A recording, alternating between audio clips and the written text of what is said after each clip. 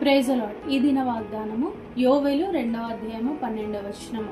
ఇప్పుడైనను మీరు ఉపవాసం ఉండి కన్నీరు విడుచుచు దుఃఖించుచు మనోపూర్వకంగా తిరిగి నా యుద్ధకు రండి. నా ప్రియ సోదరులారా, దేవుని వాక్యము మనకు సెలవిస్తుంది. ఉపవాసం ఉన్నప్పుడు కన్నీరు విడుచుచు మన పూర్ణ హృదయంతో పూర్ణ మనసుగా ఆయనను వేడుకోమని. నీవు పూర్ణ హృదయంతో ఆయనను వేడుకుంటున్నావా, లేదా నీకు ఇష్టం వచ్చినట్టుగా ఉపవాసం ఉంటున్నావా? దేవుని సన్నిధానంలో గడపట్లేదా? కొంచెం సమయం, నీకు ఎంత వీలైనంత వరకు అంత సమయం దేవుని సన్నిధానంలో ఇవ్వు. కన్నీటితో ప్రార్థన చేయి, నీవు పూర్ణ హృదయంతో ప్రార్థన చేయి.